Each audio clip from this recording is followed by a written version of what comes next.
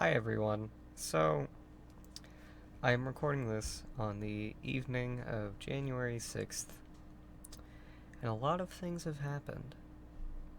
A lot of things have happened. Um, so yeah, that's it's fun. Remember when everyone was like so funny? It's just like, ha, thank goodness the horrible year is over. Here's to a better 2021. Well, Twitter would like to say otherwise, and the U.S. Capitol building. Anywho, I figured while we're here, let's enjoy Mr. Dizzy. Now, this was a suggestion from an avid viewer of this series. I dare to say the viewer who gleans the most enjoyment from this series. So, I thank you for the suggestion, dear fan. Um, let's get into Mr. Dizzy. I will see what's in store, but I like him. He looks cute. He's a little rotund body with a little neck. I like him. He's got drip, like physical drip.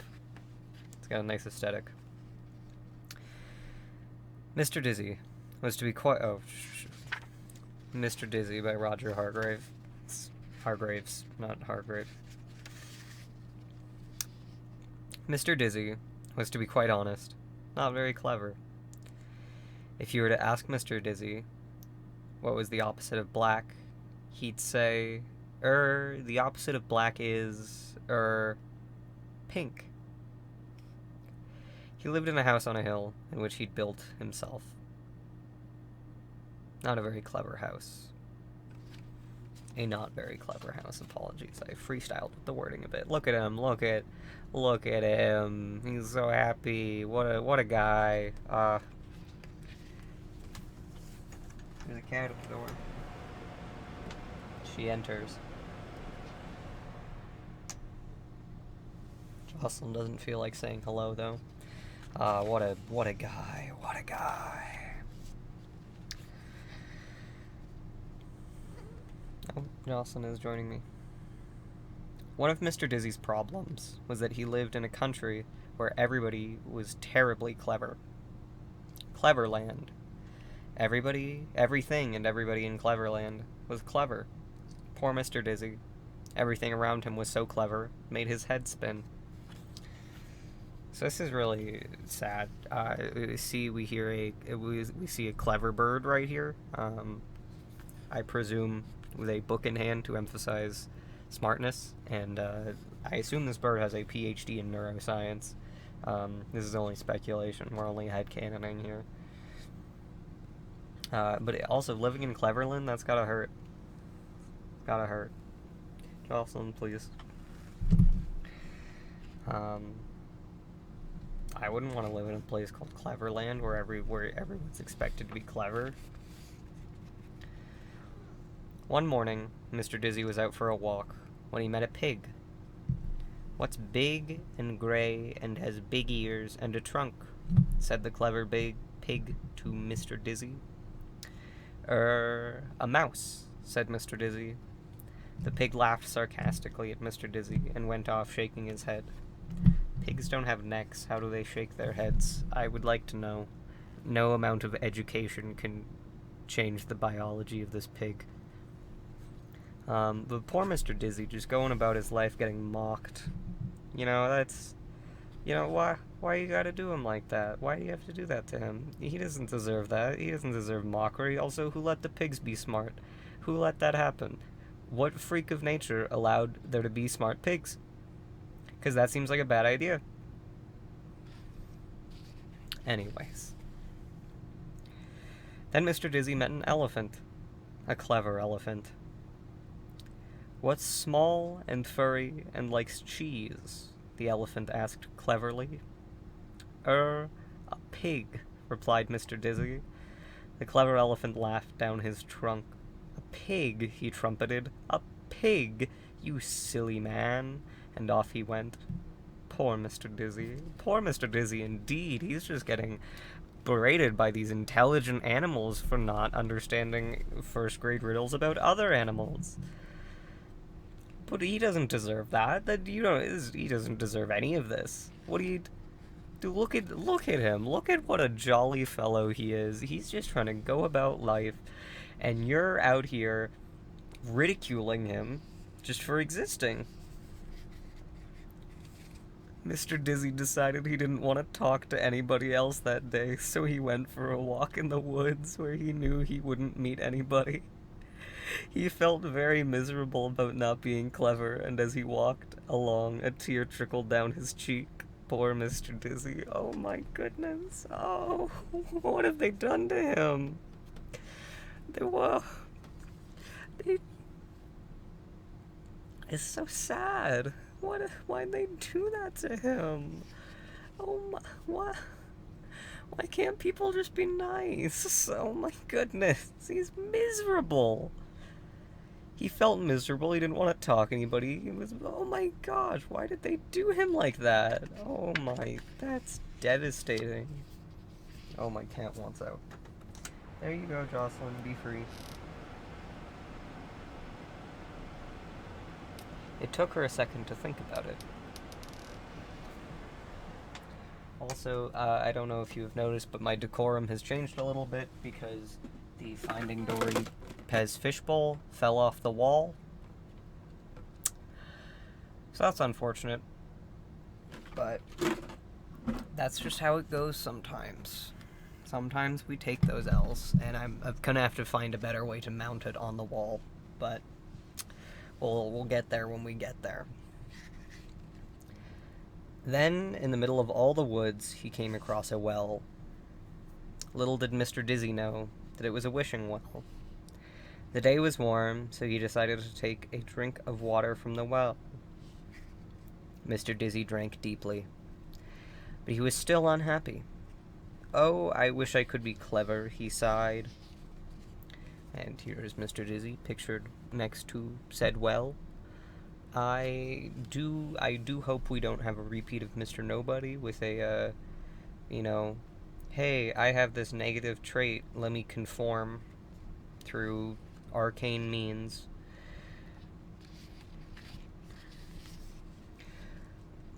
Little did Mr. Dizzy know that whoever drinks deeply from the water at the wishing well will have his wish come true. And Mr. Dizzy had wished that he could be clever. And his wish had come true. He was clever. But he didn't know it. Not yet.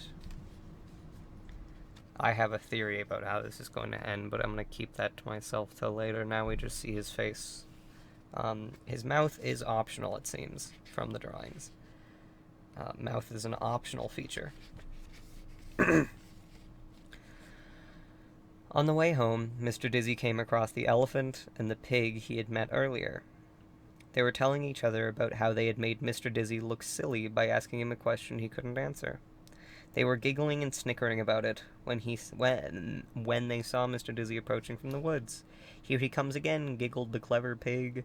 Let's ask him another question, snickered the clever elephant. We see him, my man, just walking in the distance while the clever elephant and the clever pig, while they conspire against him. It's a tragedy, actually.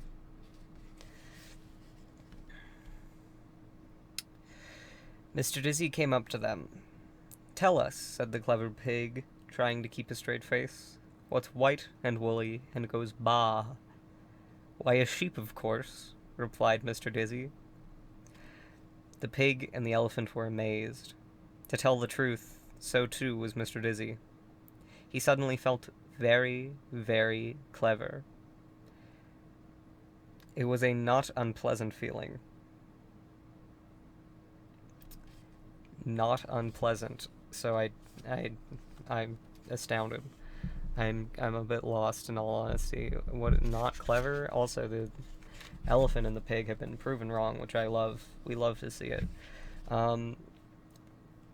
It's described as a not unpleasant feeling, so I guess he's enjoying it.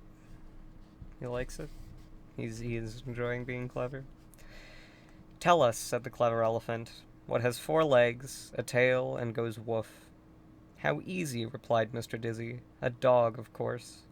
The clever pig and clever elephant couldn't understand how Mr. Dizzy had become so clever in one morning. Quite frankly, I don't understand either.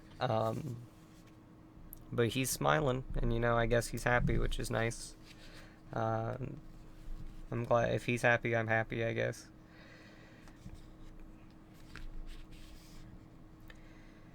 Mr. Dizzy couldn't understand how he'd become so clever in one morning. But we know how he'd become so clever in one morning, don't we? I don't like being addressed as the audience in a children's book because then I am afraid of my reality and I begin to question things. Anyways, he looks a bit smug right now, and I really hope it doesn't get to his head. Because I want Mr. Dizzy to stay humble, but I guess we'll find out. Now let me ask you a question, said Mr. Dizzy to the pig. You, grunted the pig rudely. You ask me a question? Don't be ridiculous. There's no question you could ask me that I couldn't answer. Really, smiled Mr. Dizzy. Well then, can you tell me what's fat and pink and goes achoo, achoo? What's fat and pink and goes achoo, achoo? Repeated the pig, looking worried. There's nothing that's fat and pink and goes achoo, achoo. Why did Mr. Dizzy have to do my man so dirty? The pig looks very sad, and for good reason. For good reason. Because my man, Mr. Dizzy, is just ending a man's career. Nothing, eh? Said Mr. Dizzy as he tickled the pig's nose. Achoo, achoo, sneezed the pig. The answer is you, said Mr. Dizzy. You're fat and pink, and you are going achoo, achoo. The clever pig looked downright, if not down left, miserable. My man, Mr. Dizzy, had to end a man's career. Oh my goodness. Whoa. We see the pig being absolutely demolished. Wow, that was brutal. My man didn't have to do him that dirty. I'm not crazy about Mr. Dizzy right now. He seems to be, going mad with power. Going mad with the supernatural powers gifted to him by a well. And, I'm not about that. I am not about that, gotta be honest. Mr. Dizzy turned to the elephant, who incidentally had stopped snickering. Now, said Mr. Dizzy, let me ask you a question. What's large and gray and goes doppet, doppet? What's large and gray and goes doppet, doppet? Repeated the elephant, looking worried. There's nothing that's large and gray and goes doppet, doppet. I fear for this elephant's career because Mr. Dizzy, if there's one thing to be shown, it's that he is relentless. This might be like a Joker situation. Mr. Dizzy might be the Joker. Or at least just the energy where he is coming with vengeance to right the wrongs of those who trespass against him. Oh yes, there is, grinned Mr. Dizzy. There certainly is something that's large and gray and goes doppet, doppet. And then he tied a knot in the clever elephant's trunk. Doppet, doppet, cried the elephant. He wanted to say, stop it, but couldn't talk properly with a knot in his trunk. Mr. Dizzy grinned and went home. I'm not crazy about Mr. Dizzy's rise to power, because A, these were gifted supernaturally, and this isn't him. This isn't Mr. Dizzy. This is a man abusing supernatural powers given to him. And he's doing it to wrong those who have trespassed against him. He is seeking revenge, which I can't condone.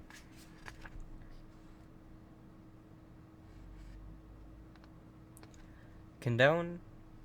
Yeah, condone. Condone and condemn. I can't condone it. I condemn it, in fact.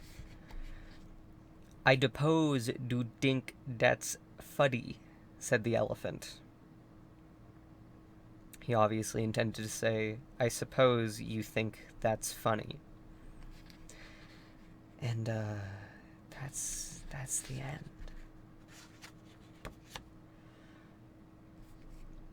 Wow. What are we teaching our children? What are we teaching them? That revenge is something to be actively searched for and is funny?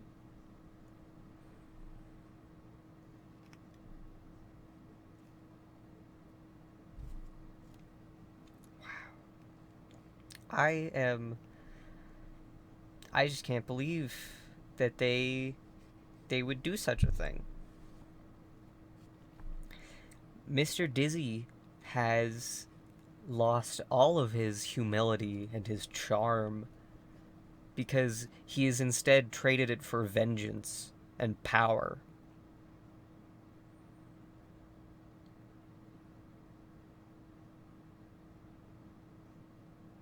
So I guess that's the moral.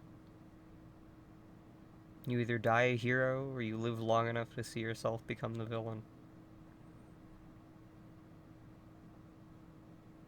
Just because people wrong you doesn't mean you need vengeance when you get gifted supernatural powers from a wishing well.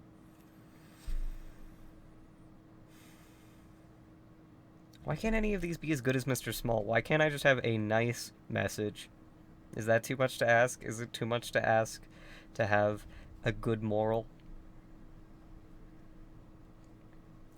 I feel like this teeters the line between the neutral and problematic. Oh, the cat's back. She heard me talking shit about Mr. Dizzy.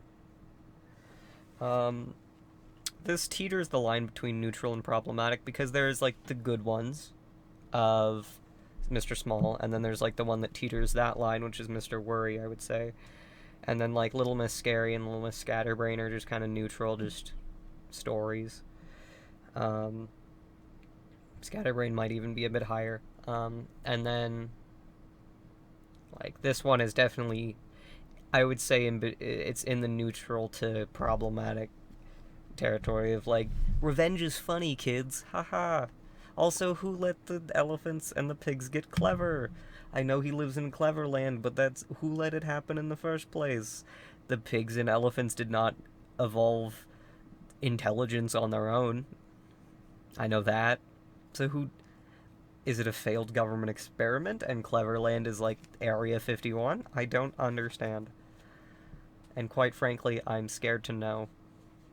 My cat is destroying all my papers on my couch.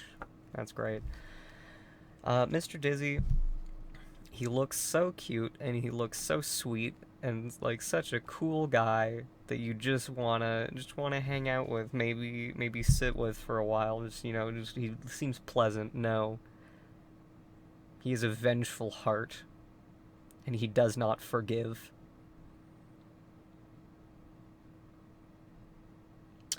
Well, thank you for joining me today to read Mr. Dizzy. I hope you had as delightful a time as I did dissecting the tyrannical downturn of the vengeful and tyrannical downturn of Mr. Dizzy as he seeks vengeance against those who have wronged him in the past through the use of supernatural powers. Thank you for watching. Thanks for stopping by. Toodles, bye.